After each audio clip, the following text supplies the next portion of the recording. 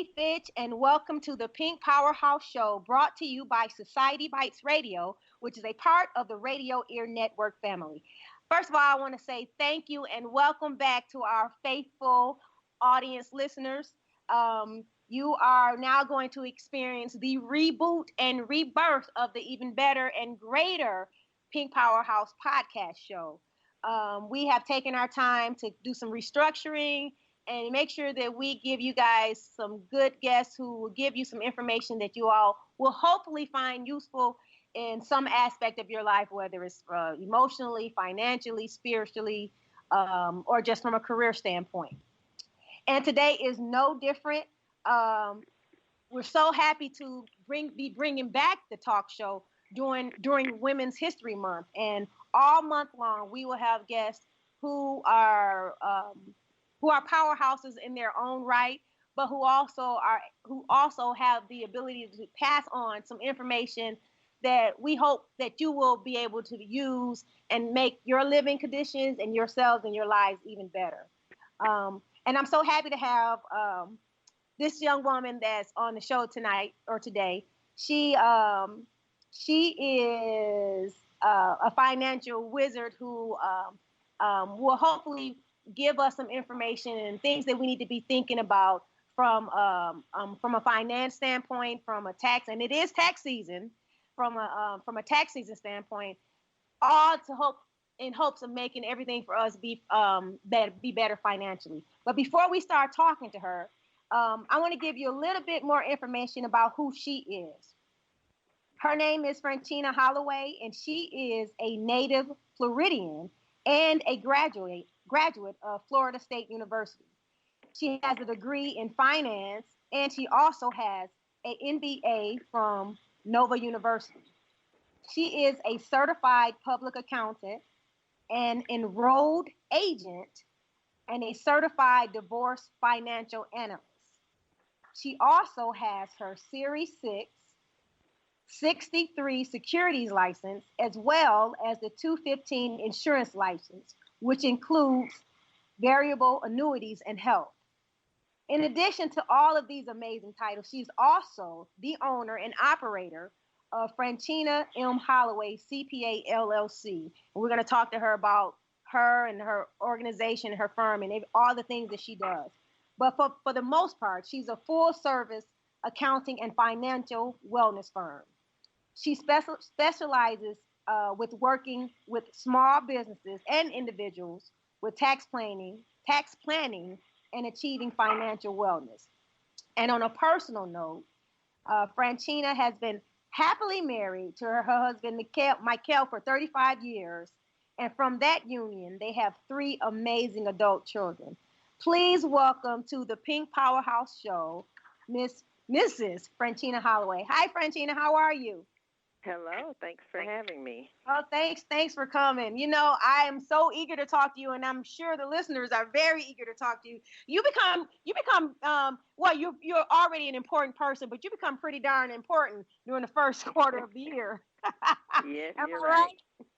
That is right. So this is a busy time.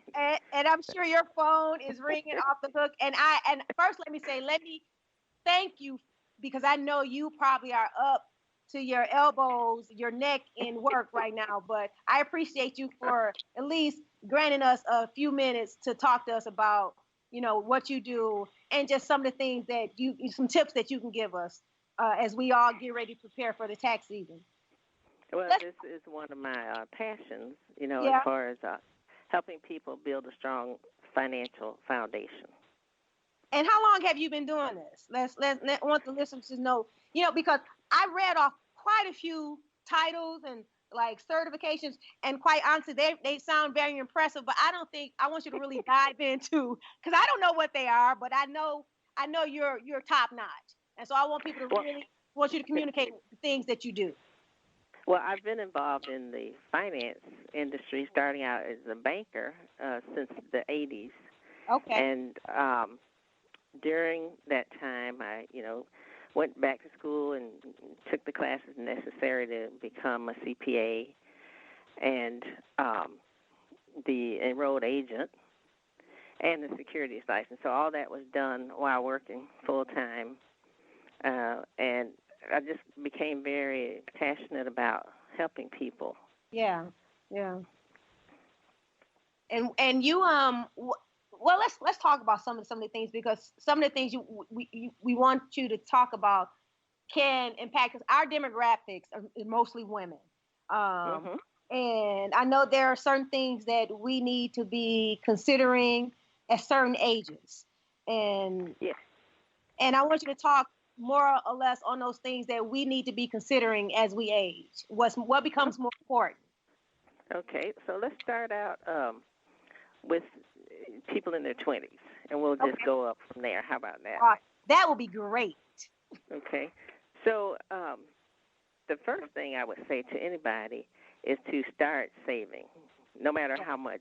If you can only do $50, do $50. So, for example, at age 25, I would suggest putting away about $150 a month, and each time you get a raise, increasing that amount.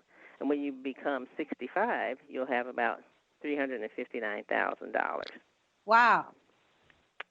If you wait 10 years, you'll only have $237,000 because of compounding. So the sooner you start, the better. Yeah. Even teenagers who are working can still open an IRA and put just a small amount in. The more you put in, the better, and the longer it stays in, the better it is for you.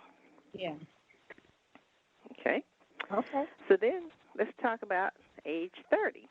Age 30. At age 30, this is how much you should have set aside for retirement. So, for example, at age 30, you're making $30,000. By then, you should have saved about half of your salary. Okay. So you should have about $15,000 saved up. But that's over the years that you've been working. Yeah. So this kind of gives people a benchmark of where they should be, and they can, gauge, do they need to increase what they're putting away, or are they doing okay? Yeah. Yeah. Okay. So that's age 30. About half your salary. Okay. Yes. By the time you get to age 40, you should have set aside 2 times your pay. Okay. And now all that's based on the compounding effect. Right. So, yes, because you're going to be earning interest on what you set aside. Right. Right. Now, this is something I thought was interesting because, of your field, by the time, if you're age 42 and you're not taking care of yourself, you're not working out, you're going to have $1,400 a year more in medical costs. Interesting. So, say that. So I thought that was interesting for you. That's pretty interesting. Repeat that. Yeah, so if you're, middle age and you put on the middle age pounds like a lot of us do, obese people, you're going to have $1,400 more in medical cost per year as you get towards retirement. Yeah. So a good reason to work out. Oh, there you go. She just basically told you all need to start coming to Keto Life training. That's what I heard from that. That's what I heard from that. Yeah, I agree. Okay, so that mean that put it. Sometimes people can't really understand things until you put it into monetary terms. Mm-hmm. That was quite effective. Understanding that there's a cost hit, literally, to just aging and not doing anything. There will be an associated cost hit. Oh yes. So I'm trying to take my own advice now. Yeah. So that's age. Now, yes, at age 50, you need to start looking at how to cut back some of your expenses and seeing about trying to, if you could pay off your mortgage, making extra payments, and so that by the time you're 60, your housing expenses will be low, and you can put away a little bit more. Okay. And then here's another fact about when you get to age 65, if you've been active, like you advocate, you're going to have better health, and that's going to cut your costs too. by your hospitalization and health care costs. Yeah. So that is, just a overview of what kind of the steps you should be at each age. But like I said, just start somewhere. Even if you're 50 and you haven't started, it's not too late to start. So basically, everybody needs to start like now, even if no matter what age, just start. Yes. Yeah. Yes, because most jobs now don't offer a pension. Yeah. So you will have Social Security and whatever else you save.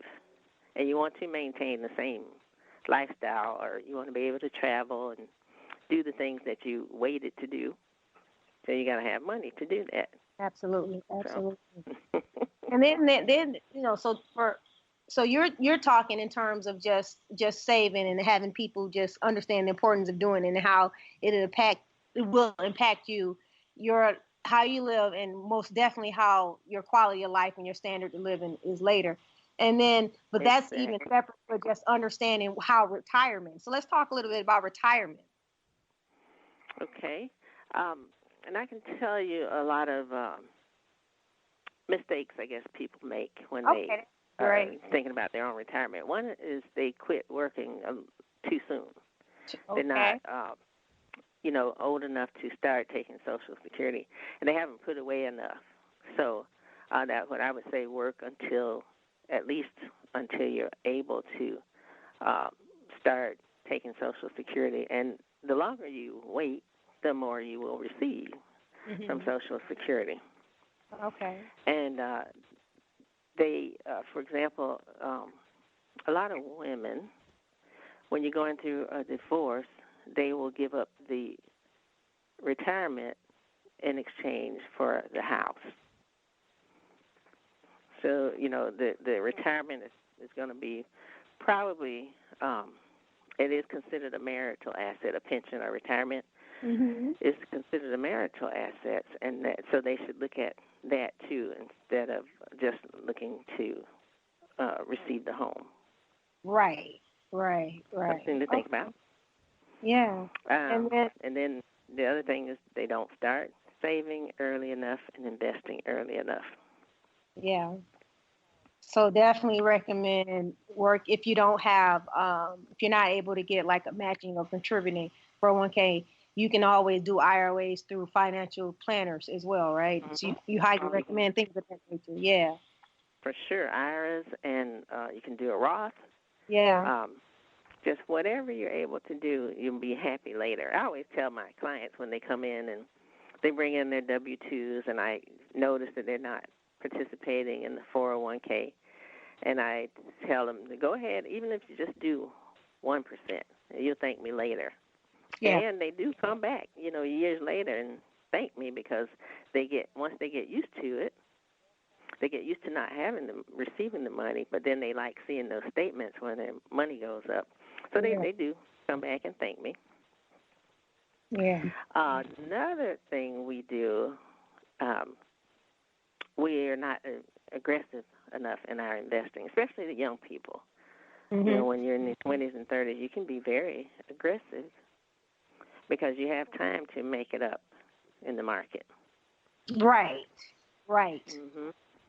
Now, when you start to get closer to retirement age, that's when you need to be more moderate and conservative.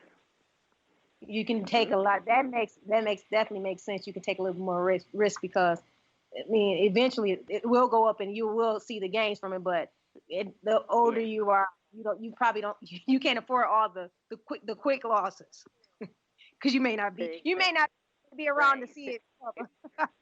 Plus, you want to start taking